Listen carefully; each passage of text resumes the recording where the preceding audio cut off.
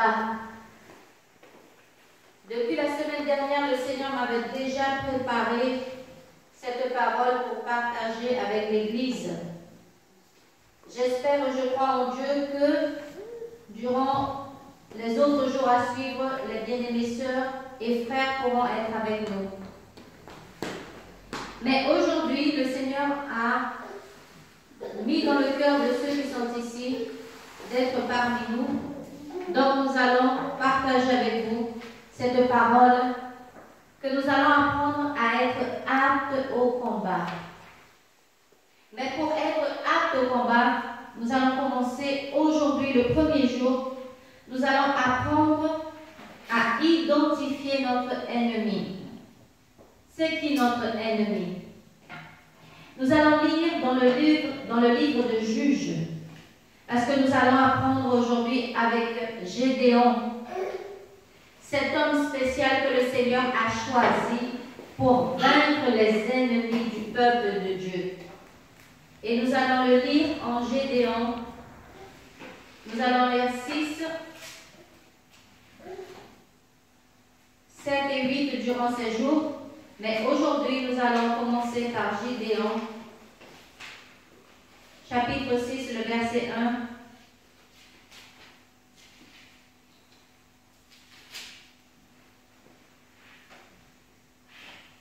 Amen. Amen. Juge, le livre de Juge est au début, au commencement, tout de suite après Josué. Amen. Tu peux lire, ma soeur? Tu t'appelles comment? Hermès. Hermès. Amen. 1 et 2, s'il te plaît. Je lis la parole de Dieu. Les enfants d'Israël firent ce qui déplaît à l'Éternel. Et l'Éternel les livra entre les mains de Madian pendant 7 ans. Je vais au 2. Verset 2. La main de Madian fut puissante contre Israël pour échapper à Madian. Les enfants d'Israël se retirèrent dans les ravins des montagnes et dans les cavernes et sur les rochers fortifiés. Amen. Merci. Alors, bien aimé, dans ce temps-là, le peuple de Dieu, il faisait du n'importe quoi. On va apprendre à identifier notre ennemi par rapport au peuple de Dieu. Parce que ce que le Seigneur veut faire dans notre vie, l'œuvre de Dieu, c'est pour travailler dans son peuple, dans notre vie, dans ceux que nous appelons les enfants de Dieu. Car le Seigneur, il veut nous corriger. Pourquoi? Parce qu'il nous aime. S'il nous laisse comme ça faire ce qu'on veut, aller où on veut, faire du n'importe quoi, c'est comme nous, papa, maman, qui laissons notre enfant dans une liberté telle qu'on sait qu'il y a un moment qu'il va tomber dans un trou. Alors pour que cet enfant ne tombe pas dans le trou, qu'est-ce que le papa fait? Qu'est-ce que la maman fait? Il lui rappelle à l'ordre, il le met dans le droit chemin, il lui conseille, il lui dit ne fais pas ceci, ne fais pas cela. Alors notre papa aussi éternel, notre Dieu Tout-Puissant, il fait la même chose. Dans ce temps-là, le peuple de l'Éternel, il vivait dans la désobéissance. Le peuple de Dieu dans le temps de Juge, il marchait durant une période de temps, il marchait correctement. Ils faisaient la volonté de Dieu, ils obéissaient à la parole, ils faisaient tout selon les commandements. Et puis tout à coup, ils commençaient à s'écarter de la parole de Dieu. Ils commençaient à faire leur volonté, ils abandonnaient les commandements du Seigneur, ils partaient faire leur propre sacrifice. Pourquoi? Ils retombaient à nouveau dans l'idolâtrie, ils retombaient à nouveau dans la prostitution, ils retombaient de nouveau à aller consulter les sorciers, les faux prophètes. Ils partaient à faire selon leur cœur. Et comme le Seigneur voyait que son peuple s'éloignait de lui et s'éloignait de sa parole, dans le temps de la période de Juge, il n'y avait pas encore des rois. Il n'y avait pas encore les hommes de Dieu qui guidaient le peuple de Dieu. Et le Seigneur a levé dans cette période ce qu'on appelait les juges pour pouvoir conduire le peuple de Dieu. Comme le Seigneur voyait que son peuple avait besoin de quelqu'un, parce que tout seul, il ne savait pas marcher. Toutes les fois que les juges ont été levés, toutes les fois que le Seigneur a appelé quelqu'un pour conduire son peuple, tant qu'il y avait un leader, tant qu'il y avait quelqu'un devant eux, ils savaient aller derrière. Même dans la période de Moïse, même s'il y avait Moïse, le peuple était conduit par lui, ils savaient où ils allaient, ils savaient qu'est-ce qu'il fallait faire. Mais même quand il y avait quelqu'un devant, il y avait toujours dans ce groupe des personnes qui étaient susceptibles de dévier une partie du peuple de Dieu. Il y avait toujours quelqu'un pour se lever contre le leader. Et à cause de cette façon de vivre le peuple de Dieu, la Bible nous dit que la sœur vient de lire, durant 7 ans, le peuple, il vivait selon leur volonté. Ils faisaient ce qu'ils voulaient. Mais à force de commettre des péchés, à force de vivre dans le péché, ils ont suscité la colère de Dieu. Et à cause du péché, de la désobéissance, le Seigneur les a livrés aux mains des Madians. Vous avez bien entendu, c'est le Seigneur qui a fait ça. Ce n'est pas le diable. Hein? Ce n'est pas le diable qui dit, ah oui, c'est moi qui je suis contre vous, je ne vous aime pas, vous êtes les enfants de Dieu, il faut que je fasse tout et du n'importe quoi pour vous retirer du chemin du Seigneur. Non, c'est le propre Dieu. Par amour, le Seigneur il a la compassion pour nous et par cet amour, il permet, parce que le Seigneur n'a pas plaisir dans la mort des siens, sa parole nous dit. Donc il permet que l'ennemi vienne sur nous. Mais le Seigneur les a livrés dans la main des Médians parce que le peuple de Dieu de ce temps-là, il n'écoutait pas la voix de Dieu. Quand tu n'entends plus la voix de Dieu, tu penses que tu écoutes qui? Ta voix, tes besoins, tes nécessités, tes envies, charnelles ou pas. Et à ce moment-là, tu commences à prendre des décisions qui vont t'emmener dans les ravins, dans les crevasses, dans les montagnes. Le Seigneur a permis que le peuple de Médian, mais aussi les Amalécites, pour les faire se réveiller.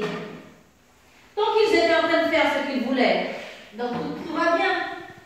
On fait ce qu'on veut, on travaille quand on veut, on fait les sacrifices qu'on veut. Mais quand tu commences à être opprimé, quand quelque chose commence à se lever contre toi, tu te réveilles.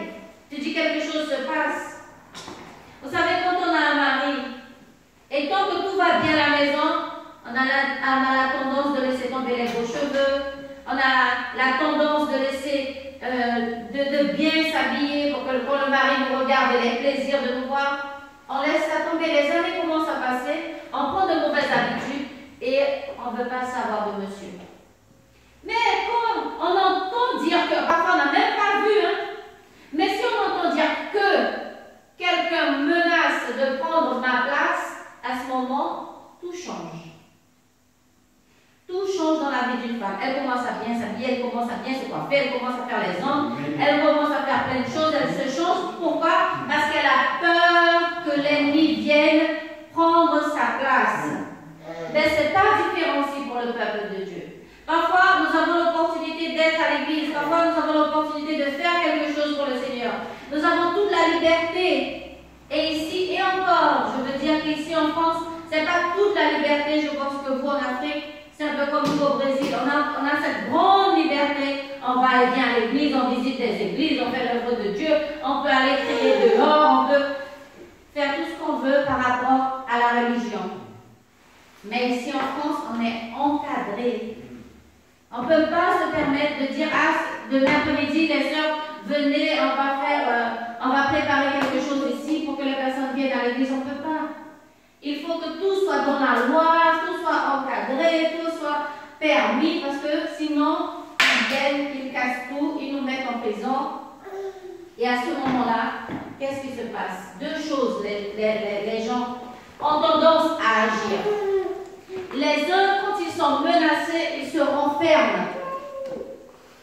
Ils font comme le peuple de Dieu qui est ici. Ils courent dans les montagnes se cacher. Les gens, quand ils sont menacés, on a l'impression que plus on les menace, et plus ils commencent à tomber malades, à rester encore plus cloîtrés chez eux. Ils commencent à rester encore plus peureux, tellement qu'ils vont se cacher. Ils ne veulent plus sortir de chez eux. Ils ne veulent plus aller prier. Ils ne veulent plus faire l'œuvre de Dieu parce qu'ils ont peur, parce qu'ils sont des lâches. Et il y a d'autres qui sont le contraire. Plus tu les menaces, et plus ils sont debout. Plus tu les persécutes, et plus ils ont la force. Plus tu les jettes des terres, et plus ils se sentent forts. Ce sont deux types de personnes différentes. C'est la même chose pour le peuple de Dieu. Il y a ceux qui veulent entrer en bataille, et il y a ceux qui s'assoient, s'endorment même, presque à mourir spirituellement. Nous savons ici que le Seigneur a suscité avant Gédéon d'autres juges. Donc ce qui me met à réfléchir que durant un juge et l'autre, durant Othniel et Hénour, Shamgar et même Déborah, une femme, dans cette période-là, le peuple marchait bien. Dans cette période-là, le peuple, il faisait la volonté de Dieu. Mais entre l'un et l'autre, quelque chose qui se passe dans le peuple de Dieu. Quelque chose fait que ce peuple revienne à commettre les mêmes péchés. Revienne à faire ce qu'il ne faut pas devant le Seigneur. Commence à déplaire de nouveau.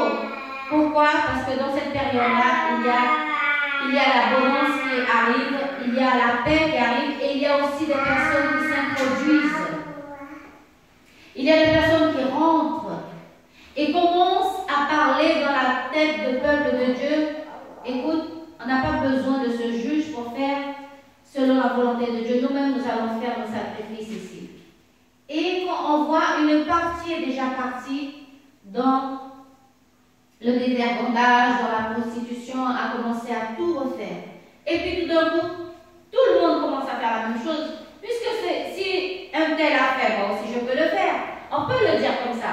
C'est toujours comme ça, même à l'école. On dit, mais maîtresse, si c'est l'autre qui parle, donc moi aussi, je peux parler.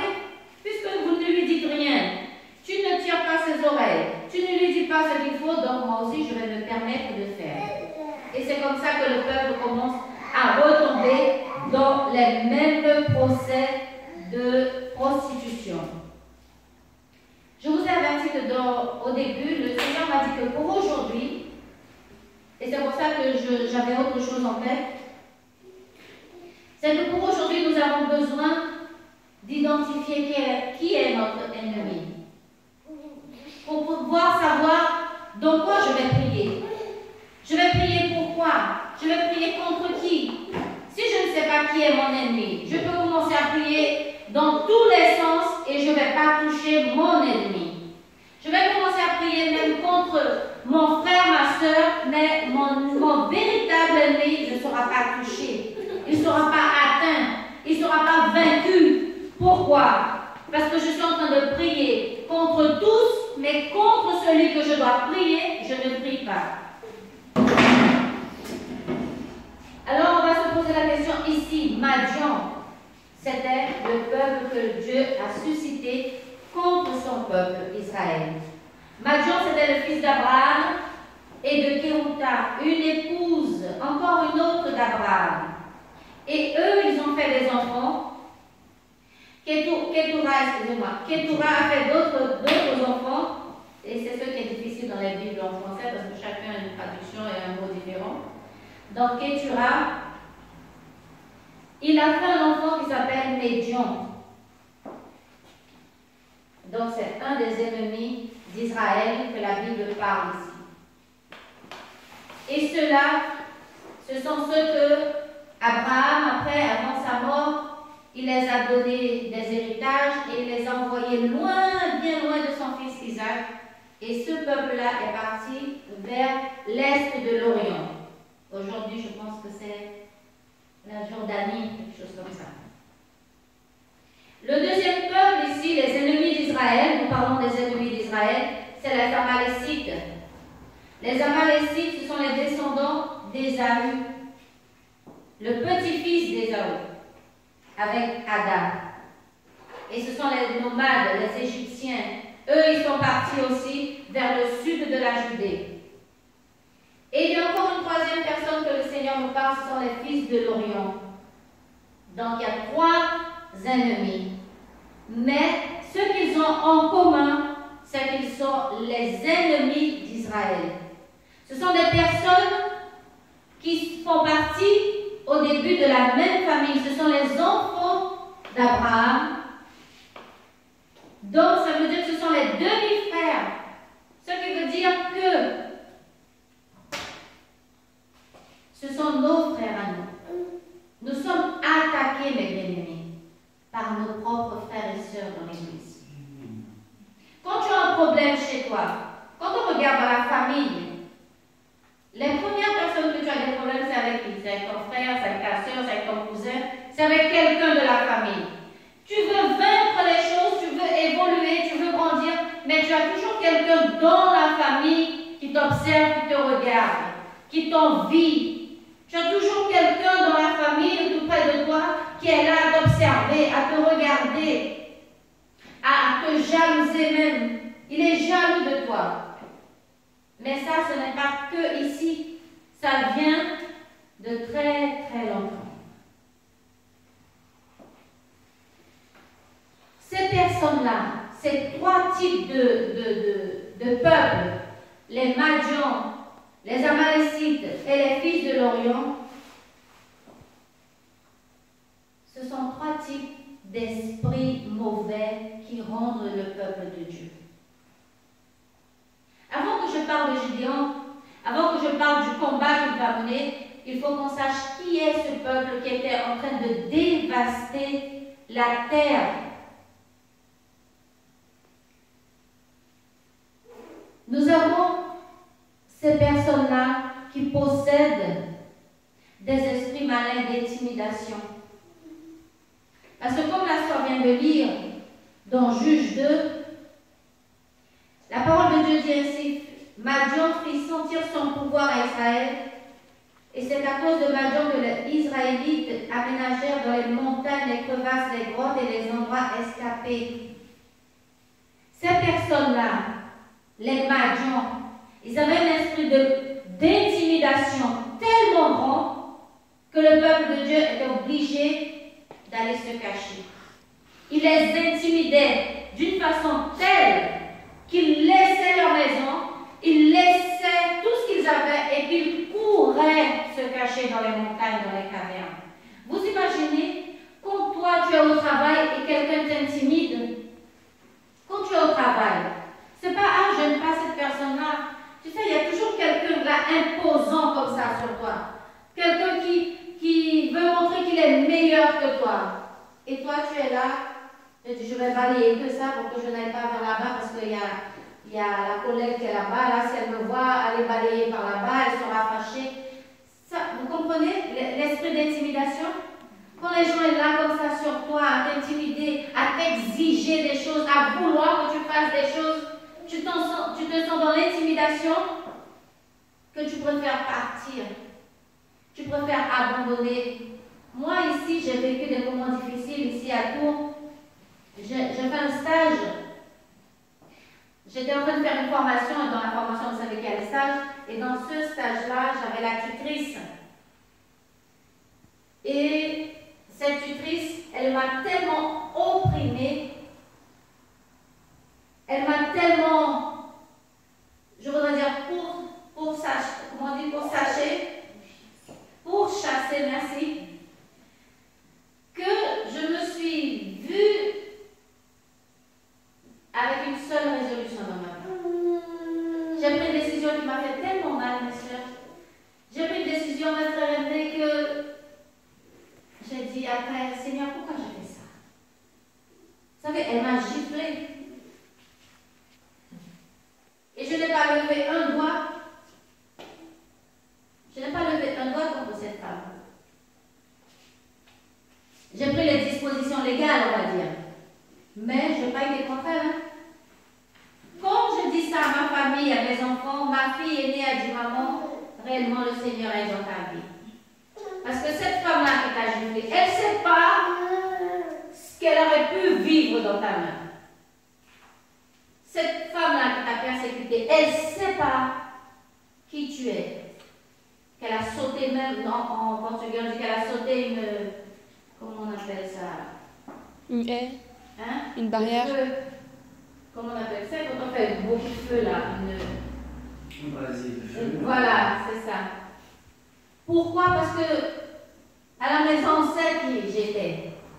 Mon mari, il est grand, il est braqué, il est musclé, il est costaud. Je l'affrontais. Alors tu vois une petite dame qui vient se mesurer à moi, même si je suis toute petite comme ça, hein? Mais elle ne sait pas ce qu'elle a fait. Donc ma fille, même quand tu vois, ma fille a dit ça, j'étais contente au fond de moi parce que j'ai dit, Seigneur, je ne suis plus la femme que j'étais. Tu m'as transformée, tu m'as changée. Parce que dans le moment où tu as le son chaud comme ça, tu as envie comme ça de casser la personne. Hein? Parce qu'en plus, j'avais l'aspirateur dans ma main quand elle a fait ça. Alors avec la manche de l'aspirateur là, j'allais parler encore en créole, excusez-moi. Avec le manche de l'aspirateur, je l'aurais frappé comme ça beaucoup la dame, oui, une petite blanche. Je l'aurais cassé. Mais pour faire quoi après? Ça allait me servir de rien. Mais par contre, à cause de ça, j'ai laissé tomber ma formation. Je ne l'ai pas conclue. Donc qu'est-ce que j'ai fait? J'ai été comme une lâche. Je n'ai pas affronté la situation. J'ai été me cacher, me mettre dans la caverne. J'ai été me mettre dans la crevasse. J'ai été me cacher. J'ai laissé tomber. Au lieu d'affronter, au lieu de mettre en moi l'esprit de Dieu que le Seigneur nous a donné, que ce n'est pas un esprit de timide, de faible. Mais non, j'ai fait ça. J'ai laissé l'ennemi me vaincre par son intimidation. Ce peuple de Madian, c'est comme ça qu'il arrivait dans ses fins. Il intimidait tellement, il opprimait tellement les gens que le peuple de Dieu se voyait obligé de partir, de se réfugier, de se cacher. Parce qu'ils étaient tellement intimidés, ils avaient tellement peur qu'ils ne voulaient pas affronter. Ils ne voulaient pas affronter la situation. C'était plus facile de partir se cacher que d'affronter la situation. Le deuxième esprit qu'on apprend ici, qui est l'ennemi du peuple de Dieu, c'est l'esprit de destruction. L'esprit de destruction, mes bien-aimés, on va lire dans Juges 6, 4. Il nous dit ainsi. Ils dressaient leur camp contre lui, détruisaient la production du pays jusqu'à Gaza et ne laissaient en Israël ni vivre, ni bétail, ni bœuf, ni âne. Cet esprit de destruction, avant même que tu regardes que c'est Madian qui est ton ennemi, avant que tu regardes que c'est les Amalécites qui sont tes ennemis, il faut que tu vois ce qu'il produit en toi. Ces personnes-là, ils avaient un esprit de destruction tellement grand. Vous voyez, le peuple de Dieu était là à travailler dans leurs champs, à dresser leurs champs. Mais eux, les Madians, ils étaient là, ils étaient cachés. Ils les laissaient travailler, ils les laissaient faire la production, ils les laissaient faire tout ce qu'il fallait, et puis ils venaient, ils cassaient tout, ils détruisaient tout. Pourquoi, mes bien-aimés? Parce qu'il est plus facile de détruire quelque chose que de le construire. Il est plus facile d'être opposé à quelqu'un que d'être en faveur de quelqu'un. Quand tu es opposé à quelqu'un, tout ce que la personne fera ne sera pas bon à tes yeux. Mais qui est-ce qui met ça dans le cœur? Cet esprit de destruction. Parce que tout ce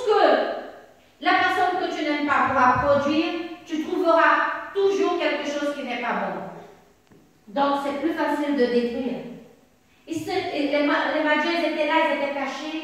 Ils observaient le peuple de Dieu qui était là en train de l'habiter, qui était là en train de travailler. Et quand c'était prêt, ils cassaient tout. Ils détruisaient tout. Donc, qu'est-ce que le peuple de Dieu faisait? Ils allaient se cacher, ils allaient pleurer, ils allaient fuir devant eux. Et la troisième chose que l'on peut apprendre ici, le troisième ennemi du peuple de Dieu, c'est les esprits de misère, les esprits de dévoreurs, de dévastateurs. Ici, j'essaie de trouver dans la traduction française, dans les Bibles que j'ai, mais je n'ai pas trouvé le mot que j'aimerais utiliser, parce qu'en français, on dit que le peuple était malheureux dans Juge 6:6. Et dans d'autres traductions, il dit que le peuple était affaibli. Mais dans ma Bible en portugais, on dit que le peuple était appauvri. Ils étaient pauvres. Mieux comme ça. Pourquoi? Parce que quand les gens viennent te casser comme ça, une fois, tu dis je vais me reconstruire, je vais refaire, mais la personne vient encore une fois. Durant 7 ans, on vient tout le temps te casser, on vient tout le temps te dire que c'est pas bon, on vient tout le temps te dire que tu vas pas réussir, on vient toujours voler ce que tu as produit. Parce qu'il ne laissait ni vivre, ni à manger, ni détail, ni rien.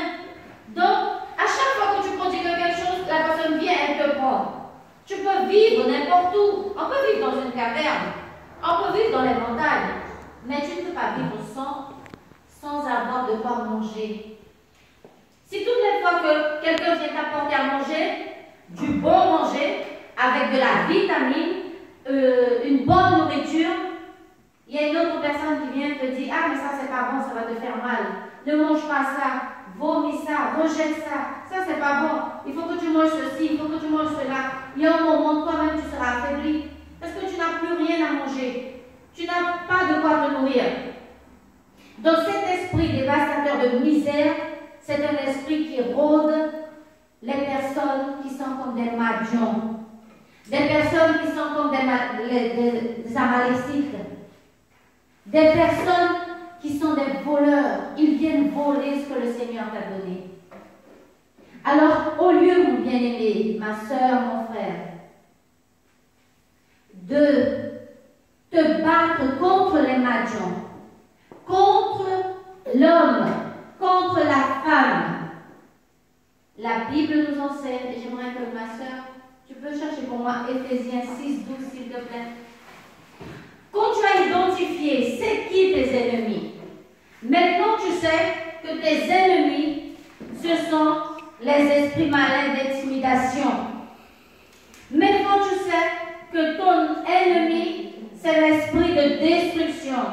Maintenant tu as compris que cet esprit de misère, de dévastation, te rôde, te persécute, est là comme ça sur toi, à te surveiller, à regarder ta récolte, à vouloir voler ce que tu as produit.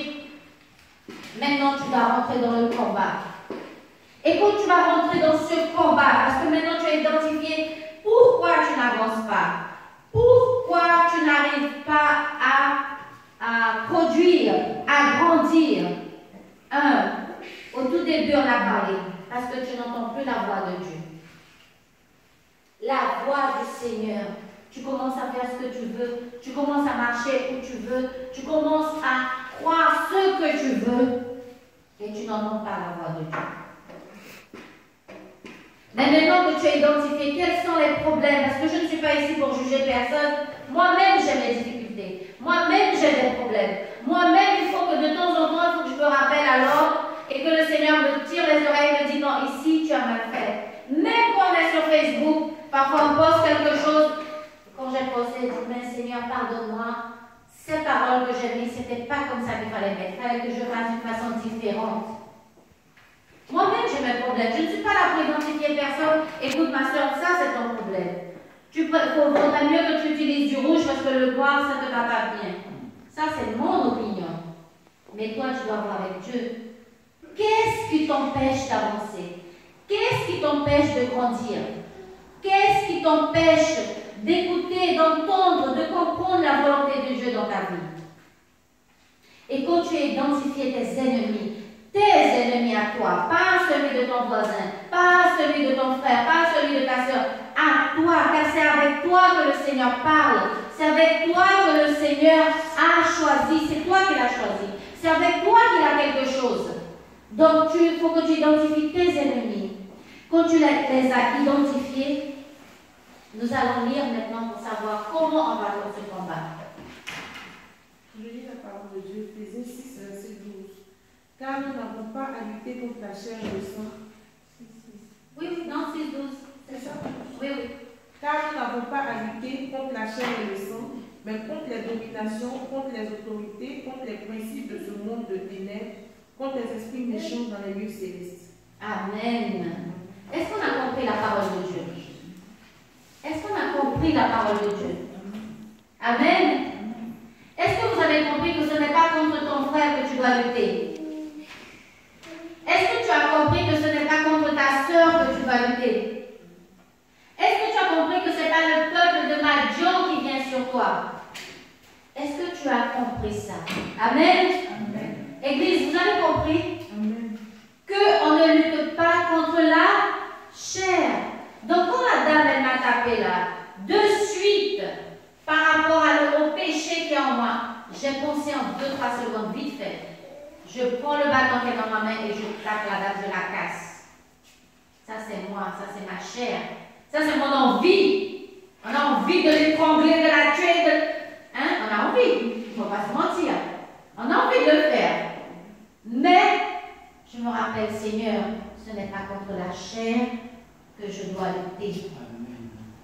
Il y a des gens bien plus grands que la chair qui utilisent cette personne. Et c'est contre ces esprits d'oppression, contre ces esprits malins, contre cette force spirituelle, c'est contre eux que je dois lutter. C'est contre ces personnes que je dois chasser, que ce soit de ma vie, que ce soit de mon mariage, que ce soit de mon ministère, que ce soit dans mon travail, que ce soit dans mon école, où que je sois. C'est contre eux que je dois lutter. Ce n'est pas contre la personne. Parce qu'aujourd'hui, tu luttes contre cette personne. Demain, le Seigneur va faire d'une façon que tu seras obligé d'aller prier pour cette personne. Et prier pourquoi? Parce que le Seigneur veut la sauver. L'intention de Dieu, c'est de... Jésus a dit qu'il est venu sur terre pour sauver.